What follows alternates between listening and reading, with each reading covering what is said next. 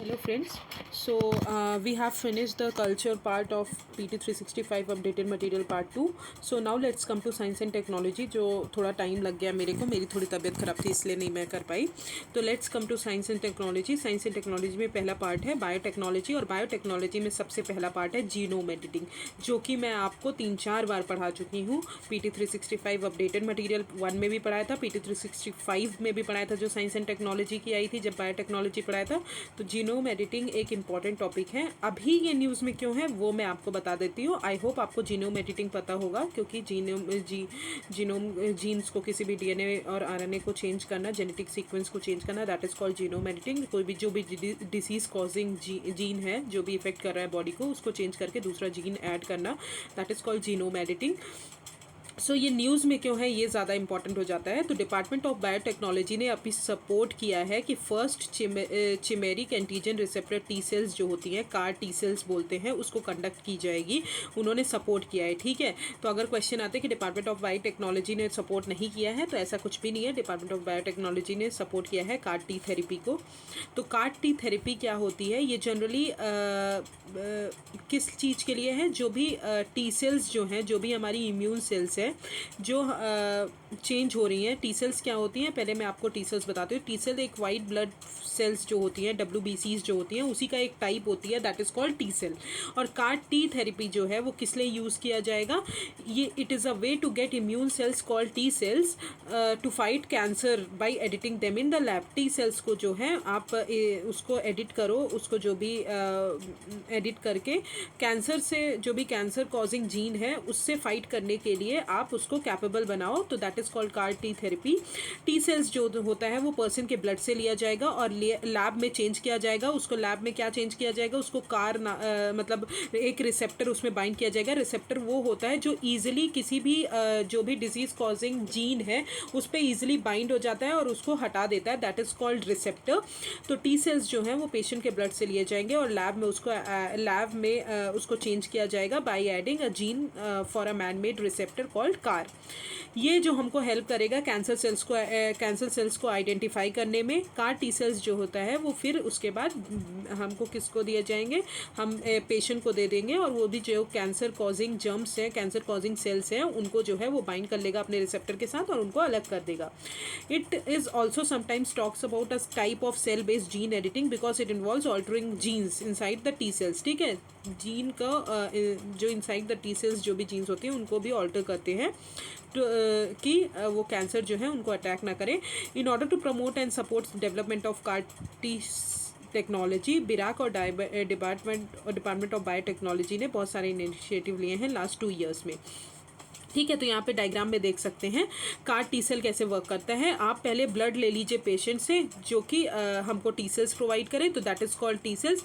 फिर उसके आप जो है लैब में ले जाइए, लैब में उसको एडिट करिए, उसमें एक जीन इंसर्ट करिए, दैट इज़ कॉल्ड कार. जब हमने जीन इंसर्ट कर दिया कार, तो उसमें टी सेल्स में देखिए ये रिसेप्टर टाइप का बन गया, this is red called receptor. ठीक है, तो चिमेरिक एंटीजन रिसेप्टर बन गया कार टी सेल.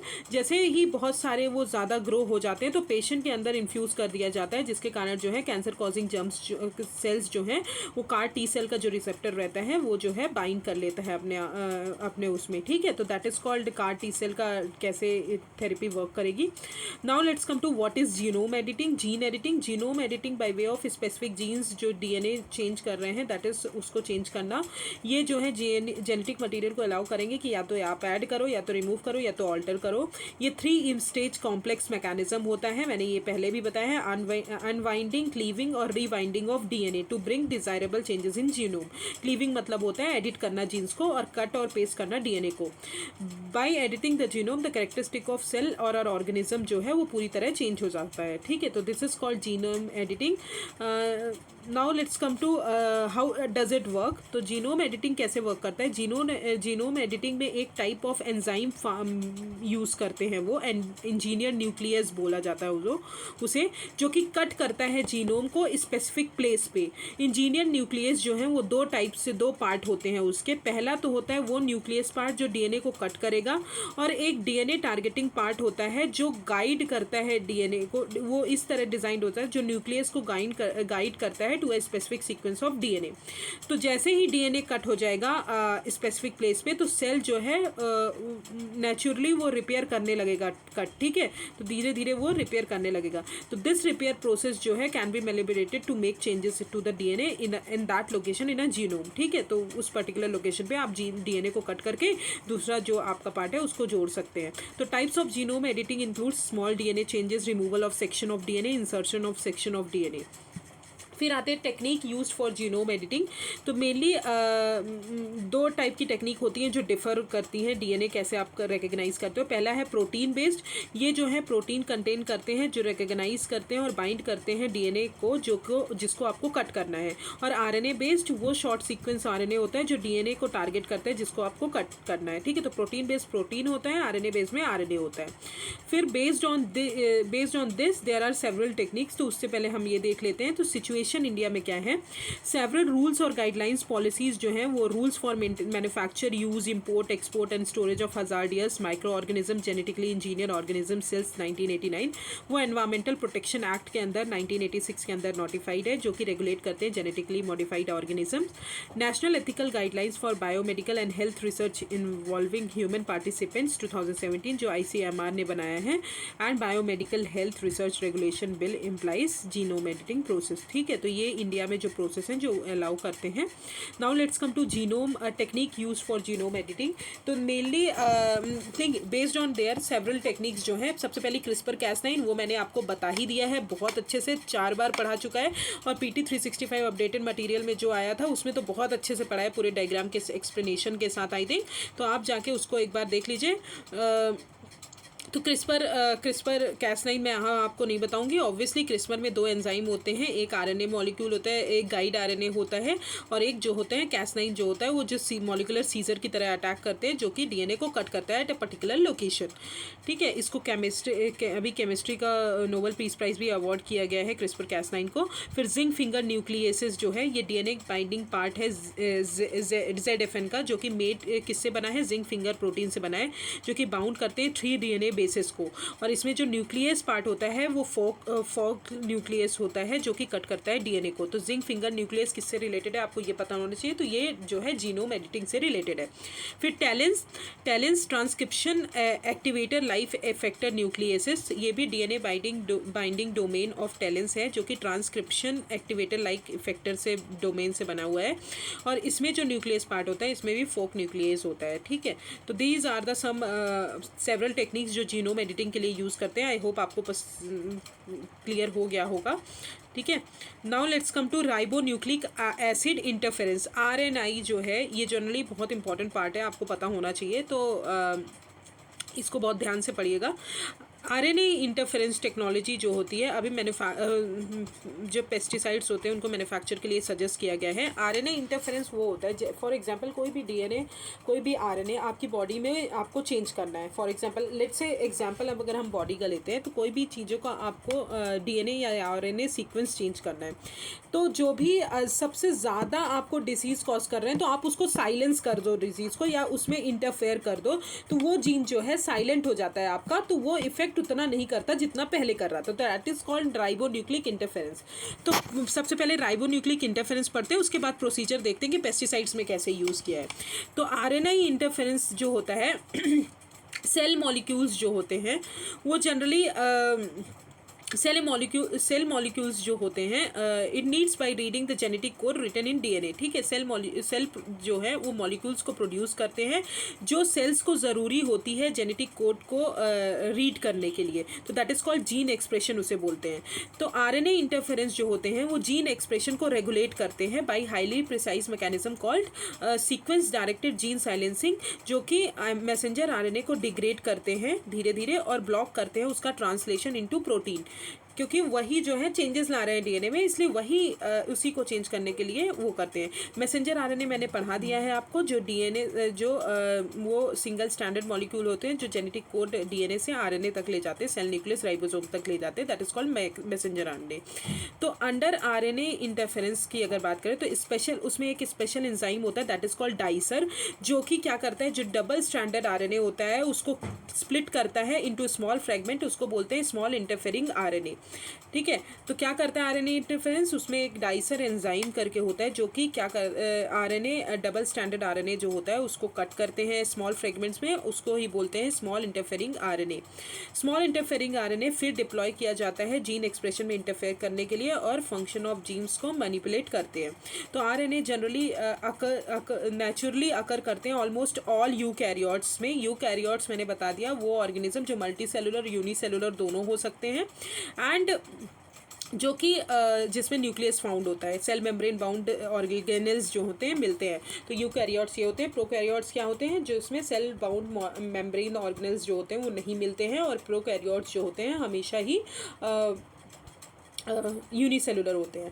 तो ये आगे वाले पार्ट में बहुत अच्छे से पढ़ाएंगे जब हम वो ब्लैक फंगस पढ़ाएंगे, तो उसमें मैंने पढ़ा, उसमें मैं बहुत अच्छे से पढ़ाऊंगी यूकैरियोट्स एंड प्रोकैरियोट्स, तो उसमें आप ज़रूर पढ़ लीजिएगा। तो पहले यहाँ पे देख लेते हैं। तो आरएनए इंटरफेरेंस जो होता है ऑलमोस्ट सारे यूकैरियोट्स में होता है, जो कि such as animal, insects, fungi, इन सब में होता है। Now let's come to procedure for use of RNA interference in pesticides. Scientist ने अभी पहली बार आइडेंटिफाई किया है कि जो भी पेस्ट के सर्वाइवल के लिए प्रोटीन्स नेसेसरी होते हैं उनको कैसे आइडेंटिफाइड करें। तो यूजिंग आरएनए टेक्नोलॉजी वो एक स्पेसिफिक आरएनए क्रिएट करेंगे जो कि प्रोटीन को प्रिवेंट करेगा कि आप पेस्ट फॉर्म ना करो। ठीक है, जो भी प्रोटीन पेस्ट फॉर्म कर रहा है, जो भी चेंजेस ला रहे हैं, तो एक स्पेसिफिक आरएनए क्रिएट किया जाएगा जो कि स्पेसिफिक आरएनए मतलब वो इंटरफेयर करेगा कि प्रोटीन जो है वो पेस्ट फॉर्म ना करे। ये हेल्प करेंगे उन स्पेसिफिक पेस्ट को टारगेट करने के लिए और फ्रेंडली इंसेक्ट्स को डैमेज को अवॉइड करेंगे, such as bees and earthworm. RNA molecules जो होते हैं एक्सट्रीमली डिलीवर्ड प्लांट को डिलीवर किया जाता है through application like spray, stem injection, root drenching and seed treatment. Thus, by vaccinating plant, delivering the specific RNA molecules to pests from plant, they are protected from infestation. तो this is called ribonucleic acid interference. I hope आपको clear हो जाएगा, clear हो गया होगा। Ribonucleic acid interference वो होता है जो भी कोई भी मॉलिक्यूल्स है जो भी हमारे किसी भी बॉडी पार्ट्स या किसी भी चीज़ को इफेक्ट कर रहे हैं, तो आरएनए इंटरफेरेंस यूज़ के उसको इंटरफेयर करके उसको साइलेंस कर दिया जाता है। तो आरएनए इंटरफेरेंस इसलिए यूज़ होता है सीक्वेंस मैसेजिंग के लिए। ठीक है, तो this is called RNA interference. Now let's come to IT and computer. तो ग्लोबल साइबर सिक्योरिटी इंडेक्स कौन रिलीज़ करता है? International telecommunication union release करते हैं। सबसे पहले यही इंपॉर्टेंट है, कौन रिलीज़ करते हैं? International telecommunication union, united state agency है। इंडिया का रैंक कितना है? 10th है अभी ग्लोबल साइबर सिक्योरिटी इंडेक्स में, जो कि पाकिस्तान और चाइना से अहेड है। ये रैंकिंग जो है 5 पिलर पे बेस्ड है: legal measures, technical measures, capacity building measures, organisational measures and cooperation. Asia Pacific region में इंडिया जो है 4th स्पॉट पे है, यूएस जो है 1st रैंक है एंड फॉलोड बाय यूके।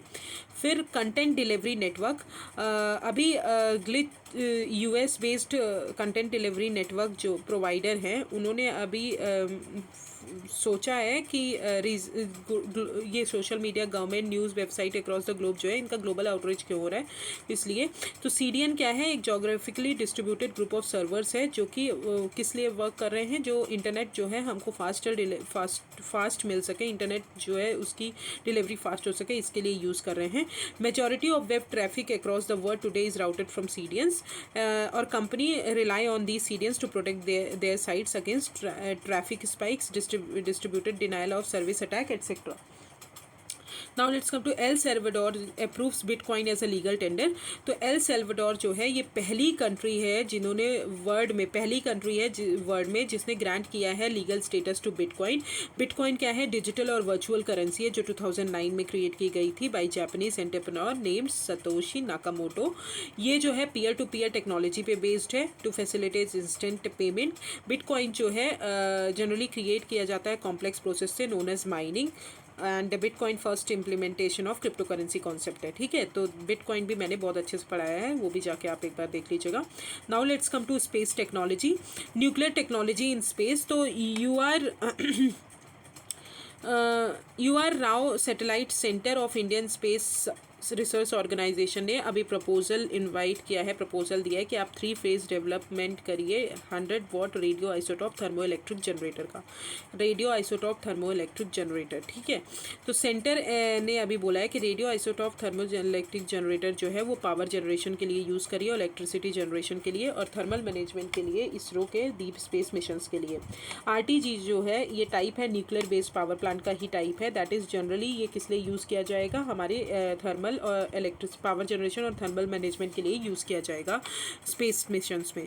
तो types of nuclear power station with application space mission, तो रेडियो आइसोटॉप पावर सिस्टम होते हैं, ये क्या करते हैं, एक टाइप का न्यूक्लियर एनर्जी होता है, टेक्नोलॉजी होती है जो कि हीट यूज़ करती है इलेक्ट्रिक पावर प्रोड्यूस करने के लिए। इसके 2 टाइप्स होते हैं, रेडियो आइसोटॉप हीटर यूनिट्स और radio isotope thermo electric generator. Radio isotope heater unit क्या होता है, एक स्मॉल डिवाइस होता है जो कि प्रोवाइड करता है हीट की स्पेसक्राफ्ट इलेक्ट्रॉनिक इंस्ट्रूमेंट को और मैकेनिकल सिस्टम को जो कि कोल्ड टेम्परेचर में ऑपरेट कर सके, ठीक है। तो ये क्या प्रोवाइड करते हैं, हीट प्रोवाइड करते हैं।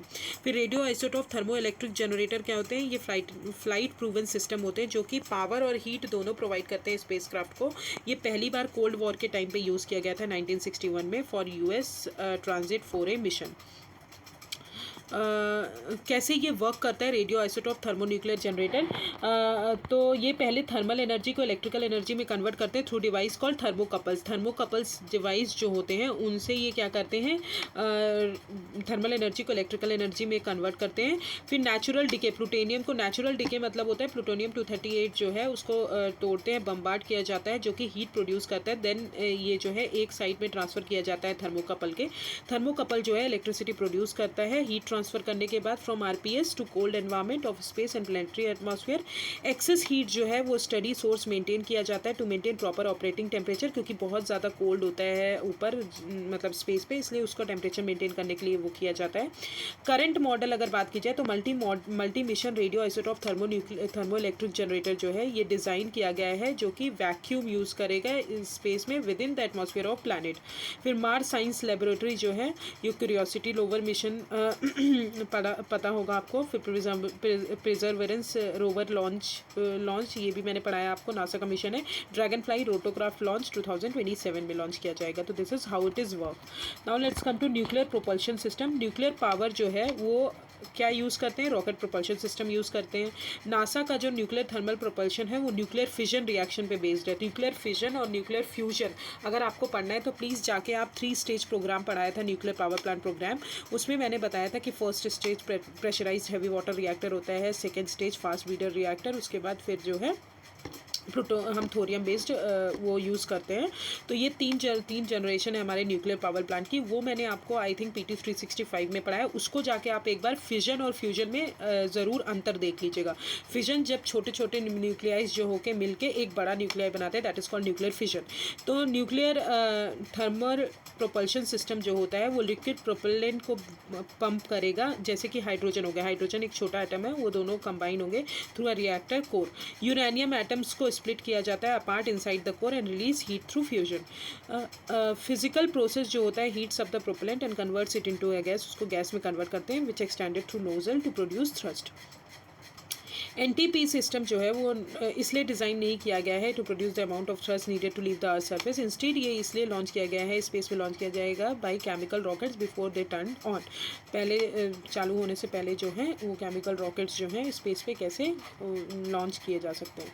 फिर associated benefit with the use of nuclear technology in space, तो RTG जो है वो हाईली रिलायबल है, मेंटेनेंस फ्री है। ये डीप स्पेस और इंटरप्लैनेटरी ट्रेवल में हेल्प करेंगे। न्यूक्लियर प्रोपेलेंट रॉकेट्स जो होते हैं वो फ्यूल एफिशिएंट होते हैं और लाइटर होते हैं केमिकल रॉकेट से, इसलिए ये फर्दर हमको बहुत हेल्प करेगा। RTG जो as a alternative of solar power use कर सकते हैं। और फ्लेक्सिबल लॉन्च विंडोज़ हैं। RTG जो है इंडिपेंडेंट होता है सोलर प्रॉक्सिमिटी पे और प्लेनेटरी एलिमेंट पे। RPS जो है वो फंक्शन लार्जली इंडिपेंडेंट फंक्शन करता है। सनलाइट की सनलाइट में अगर कोई चेंज हो रहा है, टेम्परेचर में कोई चेंज हो रहा है, वो उसको इफेक्ट नहीं करते हैं, तो ये लार्जली इंडिपेंडेंट होते हैं।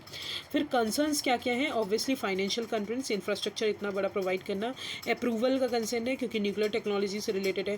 टेक्नोलॉजिकल चैलेंजेस हैं in designing, risk of radioactive contamination, obviously rocket explosion और ये सब हो सकता है। Access to an availability of nuclear fuel plutonium 238 present होना चाहिए, तब आप कर सकते हो चीज़ें। तो this is the thermonuclear radio isotope thermo electric generator. Now let's come to Artemis accord. Artemis accord में पिछली बार भी पढ़ाई थी PT 365 में। आर्टिमस एकॉर्ड जो है ये नासा का प्रोग्राम है, जो मून पे मिशन है, मून पे ले जाने का मिशन है। ये आर्टिमस एकॉर्ड अभी न्यूजीलैंड ने ज्वाइन किया है country to sign Artemis accord. Artemis accord announce किसने किया था? नासा ने अनाउंस किया था 2020 में। ये मून जो भी क्रूड एक्सप्लोरेशन है, मतलब मेंबर्स को ले जाना है मून पे और लूनर एक्सप्लोरेशन करना है, और उसको बियॉन्ड भी बहुत सारे पार्टनर्स को इंक्लूड करके ये एकॉर्ड जो है शेयर्ड विजन है, प्रिंसिपल है और grounded in outer space treaty 1967, जो कि ट्रांसपेरेंट एनवायरनमेंट, सेफ एनवायरनमेंट के लिए प्रमोट करते हैं। Signatories US, New Zealand, Australia, Canada, Italy, ये सब सिग्नेटरीज हैं, बट इंडिया ने साइन नहीं किया है। ये आपको ज़रूर याद करना है, इंडिया ने ना ही साइन किया, इंडिया ने साइन नहीं किया इस एकॉर्ड को, ना चाइना ने, यूरोपियन स्पेस एजेंसी ने भी साइन नहीं किया, रशिया ने भी नहीं किया है। तो की प्रिंसिपल्स क्या हैं आर्टिमस एकॉर्ड के? Interoperability, obviously, emergency assistance, safe disposal of space debris, preventing harmful interference, preserving outer space heritage, scientific data को रिलीज करना, registration of object, peaceful exploration and transparency. These are the some objectives of Artemis accord. Now let's come to Artemis programme. ये NASA का programme है, human space flight जो है। इस mission में एक ये भी एम है कि आपको वुमेन को, फर्स्ट वुमेन को अराइव करना है और मैन को to the surface of moon in 2024। फिर international principles governing the exploration of moon. Outer space treaty 1967 की है, जो कि फाउंडेशनल प्रिंसिपल्स ले डाउन करती है कि ह्यूमन जो है, हमारा स्पेस है, हमारा वो है, वहाँ पे सारे जो सारी जो चीज़ें हैं वो बहुत अच्छे से फैसिलिटेट हो सकें। Human space exploration which facilitate exploration, science and commercial activities. India ने रेटिफाई किया है मून एग्रीमेंट ऑफ 1979, जो कि क्या प्रिवेंट करते हैं? कमर्शियल एक्सप्लोरेशन जो है आउटर स्पेस रिसोर्सेज पे प्रिवेंट करते हैं। 18 कंट्रीज बस ने ज्वाइन किया है, इंडिया ने रेटिफाई किया है। US, रशिया, चाइना ने नहीं साइन किया है moons agreement 1979। Now let's come to gravitational waves. तो रिसेंटली अभी साइंटिस्ट ने जो है LIGO जो है उससे उन्होंने डिटेक्ट किया है gravitational waves in from neutron star black hole collision. तो सबसे पहले ग्रेविटेशनल वेव्स क्या होते हैं वो देख लेते हैं। ग्रेविटेशनल वेव्स होते हैं जो रिपल्स, मतलब changes in space time interval, जो कि traveling at the speed of light caused by some of the most violent and energetic process in the universe। कुछ जो है बहुत ज़्यादा प्रोसेस रहते हैं जो भी मतलब जैसे कि बहुत सारे यूनिवर्स में ऐसे पार्टिकल्स रहते हैं जो कि कोलाइड करते हैं, जिनके कारण बहुत सारी वेव्स जनरेट होती हैं। तो ग्रेविटेशनल वेव्स जो होती हैं वो ripples in space time interval, ठीक है, जो कि ये क्या कैरी करती हैं? इंफॉर्मेशन कैरी करती हैं बहुत सारे कैटेलाइस्मिक ओरिजिन। कैटेलाइस्मिक ओरिजिन मतलब होता है सडन चेंजेस जो होते हैं यूनिवर्स में, वो as well as invaluable clues जो है नेचर ऑफ ग्रेविटी के बारे में बताते हैं। ये कब क्रिएट होती है? जब ऑब्जेक्ट बहुत हाई स्पीड से ट्रैवल कर रहा हो, एसिमेट्री हो स्टार्स में, और जब टू बिग स्टार जो हैं ऑर्बिट करें ईच अदर, जब दो ब्लैक होल्स जो हैं कोलाइड करें और मर्ज हो, तो उससे जो है ग्रेविटेशनल वेव्स क्रिएट होती हैं। एल्बर्ट आइंस्टाइन जो थे उन्होंने प्रेडिक्ट किया था existence of gravitational waves in general theory of relativity. Gravitational waves जो है पहली बार डिटेक्ट किया था 2015 में, LIGO ने डिटेक्ट किया था US में, जो कि US में लोकेटेड है। LIGO एक वर्ल्ड की लार्जेस्ट ग्रेविटेशनल वेव ऑब्जर्वेटरी है, जो कि 2 एनॉमरस लेज़र इंफेरोमीटर को कंबाइन करती है। 3 LIGO सिस्टर्स और भी हैं, जो कि विर्गो कहाँ पे है? इटली में, GEO 600 जर्मनी में है, एंड कागरा जो है जापान में है। और इंडिया का जो LIGO इंडिया ने प्लान किया है वो कहाँ पे? महाराष्ट्र में करने वाले हैं। जॉइंट इंडिया US डिटेक्टर जो है वो महाराष्ट्र में खोलेंगे। तो this is gravitational waves. Now let's come to more about news. Scientist ने अभी डिटेक्ट किया है, अर्लियर डिटेक्ट किया signals of colliding black holes and colliding neutron stars, but उन्होंने बोला है कि ये मर्ज होते हैं, ये अभी कंफर्म नहीं है। न्यूट्रॉन स्टार्स कब फॉर्म होते हैं? जब मैसिव स्टार्स जो हैं फ्यूल उसमें ख़त्म हो जाता है और वो कोलैप्स हो जाते हैं, तब फॉर्म होते हैं। Scientist report observing not just 1 but 2 such rare events भी उन्होंने ऑब्जर्व किया है। They are detected by LIGO laser interferometer gravitational wave observatory in the United State, और विर्गो जो है इटली में, वहाँ पे डिटेक्ट किया है। टेक्निक जो यूज़ की है डिटेक्ट करने के लिए वो मैच्ड फिल्टरिंग जो है वो टेक्निक यूज़ की है। Now let's come to other important news. तो अदर इंपॉर्टेंट न्यूज़ में ब्लैक होल, मैं आपको ये भी बहुत बार पढ़ा चुकी हूँ। ब्लैक होल जाके आप एक बार पढ़ लीजिएगा वो कैसे फॉर्म होते हैं कैसे नहीं होते हैं। तो स्टडी अभी ये न्यूज़ में क्यों है, ब्लैक होल अभी न्यूज़ स्टडी कंफर्म की गई कि ब्लैक होल जो है ओवर अ टाइम श्रिंक नहीं होते। ये कौन सी थ्योरम से बताया गया है, ब्लैक होल एरिया थ्योरम है, जो कि स्टीफन हॉकिंग की थ्योरम है। उन्होंने बोला है कि ये इम्पॉसिबल है कि ब्लैक होल का जो सरफेस एरिया है वो डिक्रीज़ होगा over time. Black hole theorem जो है वो डिराइव की गई थी 1971 में from Einstein general theory of relativity, जिन्होंने ग्रेविटेशनल वेव्स भी डिफाइन किया था और ब्लैक होल को भी। आइंस्टीन की जो 1915 की जनरल थ्योरी ऑफ रिलेटिविटी थी उसमें वो बताते हैं कि फोर्स ऑफ ग्रेविटी जो है वो कर्वेचर, स्पेस टाइम जो कर्वेचर होता है उससे जो है जनरेट होती है। थ्योरी जो है एक्सपेंडेड थ्योरी है स्पेसिफिक रिलेटिविटी की। फिर आते हैं सन्स हेलो। अभी रिसेंटली सन हेलो विटनेस किया गया है कर्नाटका में। सन हेलो क्या होता है, एक ऑप्टिकल फिनोमिना होता है। जब सनलाइट आती है उस सनलाइट का जो रिफ्रैक्शन होता है because of hexagonal ice crystals जो हमारे एटमॉस्फेयर में सस्पेंडेड रहते हैं। आई होप आपको पता होगा क्लाउड्स जो फॉर्मेशन होता है वो आइस क्रिस्टल और इन सब से होता है।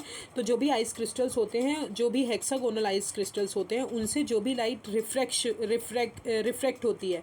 रिफ्रैक्शन मतलब होता है जब लाइट एक मीडियम से दूसरे मीडियम में ट्रैवल कर जाती है। रिफ्लेक्शन मतलब क्या होता है, जब उसी मीडियम से वापस लौट जाती है, दैट इज़ कॉल्ड रिफ्लेक्शन। और रिफ्रैक्शन क्या होता है, जब एक मीडियम से दूसरे मीडियम में ट्रैवल करती है, दैट इज़ कॉल्ड रिफ्रैक्शन। तो सनलाइट का जब रिफ्रैक्शन होता है तो that is called sun's halo. ये इसलिए बनता है, ये इसको 22 डिग्री हेलो बोला भी जाता है क्योंकि लाइट जो है वो 22 डिग्री से रिफ्रैक्ट होती है from its original direction. Circular halos जो फॉर्म होते हैं वो सीरस क्लाउड से फॉर्म होते हैं, जो कि हाइट कितने हाइट पे रहते हैं, 20,000 फीट पे रहते हैं। सन्स हेलो जो है वो इंडिकेटिव है रेनफॉल के, एज सीरस क्लाउड जो है प्रिकर्सर है to the development of cyclonic warm front. ठीक है, तो यहाँ पे आप देख सकते हैं दिस इज ऑब्जर्वर, यहाँ से ये डाइवर्ट हुई और रिफ्लेक्ट हो गई। Now let's come to हेलियोस्फेयर।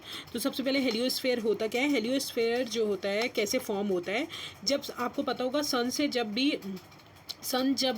बहुत सारे चार्ज पार्टिकल सन के आउटर उससे पास होते हैं, आउटर एटमॉस्फेयर से सन के, जो कि हर प्लैनेट के थ्रू जो है हर प्लैनेट को कवर करते हैं, हर प्लैनेट को पास कर जाते हैं। तो वो जो है एक इसके कारण क्या होता है, एक जाइंट बबल क्रिएट होता है अराउंड द सन और उसके प्लैनेट के अराउंड, दैट इज़ कॉल्ड हेलियोस्फेयर। उसको क्या बोलते हैं, हेलियोस्फेयर बोलते हैं। रफली अभी ये न्यूज़ में क्यों है, रिसेंटली साइंटिस्ट ने मैप किया है कि बाउंड्री जो है हेलियोस्फेयर की अभी पहली बार फर्स्ट टाइम मैप की गई है। साइंटिस्ट ने कौन सा डेटा यूज़ किया है, नासा का earth orbiting interstellar boundary explorer satellite use किया है, जो कि डिटेक्ट कर रहे हैं पार्टिकल्स कहाँ से आ रहे हैं, हेलियोसीट से आ रहे हैं। ये हेलियोसीट्स क्या है, ये बाउंड्री है between the solar system and Interstellar space. यहाँ पे देख सकते हैं दिस इज हेलियोस्फेयर। ठीक है, ये ब्लू वाला पार्ट पूरा हेलियोस्फेयर है क्योंकि ये पूरा वो बन रहा है। हेलियोपॉज क्या है, जो ऊपर का पार्ट है ये वाला। हेलियोसीट जो है boundary line between the Interstellar and solar system. और बो शॉक एंड टर्मिनेशन शॉक ये डेवलप किया गया है। ये मैप जो है हमको क्या शो करता है कि मिनिमम डिस्टेंस जो है सन और हेलियोपॉज का is about 120 astronomical unit in the direction facing the interstellar wind, and in the opposite direction कितना एक्सटेंड कर रहा है, 350 एस्ट्रोनॉमिकल यूनिट। 1 एस्ट्रोनॉमिकल यूनिट मतलब distance between the earth and the sun. तो this is the heliosphere. Now let's come to positron excess. तो over the years अगर बताया जाए, एस्ट्रोनॉमर्स ने अभी ऑब्जर्व किया है excess of positron having energy जिनकी 10 गीगा इलेक्ट्रॉन वोल्ट से ज़्यादा है।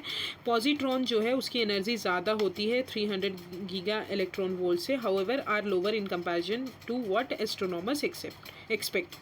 ये बिहेवियर जो है पॉजिट्रॉन का between 100 to 300 giga electron volts के बीच में अगर होता है तो उसको एस्ट्रोनॉमर्स क्या बोलते हैं, पॉजिट्रॉन एक्सिस बोलते हैं। ये स्टडी जो है प्रपोज की गई है कॉस्मिक रेज से, while propagating through milky wave Galaxy interact with matter producing other cosmic rays primarily electron and positrons. Cosmic rays क्या होते हैं, हाईली एनर्जेटिक पार्टिकल्स होते हैं जो स्पेस में मूव करते हैं at an nearly speed of light के जितनी इनकी स्पीड होती है। ये प्रोवाइड करते हैं वन और few direct samples of matter from outside the solar system. तो कॉस्मिक रेज जो हैं are the origin of positron excess phenomena. ठीक है। तो पॉजिट्रॉन क्या होते हैं? पॉजिट्रॉन एंटी इलेक्ट्रॉनिक पार्ट होते हैं। ये पॉजिट्रॉन में पॉजिटिव चार्ज होता है, इलेक्ट्रॉन में नेगेटिव चार्ज होता है, यही डिफरेंस होता है पॉजिट्रॉन और इलेक्ट्रॉन में। ऑल्सो नोन एज, इनको एंटी इलेक्ट्रॉन भी बोला जाता है। इनकी सेम प्रॉपर्टीज़ होती है, सिर्फ इनका चार्ज जो है, इलेक्ट्रिक चार्ज जो है वो अलग होता है। Now let's come to shifting of earth axis. Recent study अभी पब्लिश की गई है, जियोफिजिकल रिसर्च लेटर्स जर्नल ने सजेस्ट किया है कि ह्यूमन कॉज क्लाइमेट चेंज के कारण जो है हमारा अर्थ का एक्सिस जो है वो शिफ्ट हो रहा है। की फाइंडिंग में उन्होंने बताया 1995 से 2020 तक एवरेज स्पीड जो थी मूवमेंट की अर्थ एक्सिस के रोटेशन की, वो 17 टाइम्स फास्टर हो गई है। पोटेंशियल कॉज क्या है? मेल्टिंग ऑफ ग्लेशियर्स मेल्ट हो रहे हैं, इसलिए ग्लोबल टेम्परेचर राइज हो रहा है। अदर पॉसिबल रीजंस जो हैं क्लाइमेट चेंज है, unsustainable consumption of ground water for irrigation, anthropogenic activities, इनके कारण हो रहा है।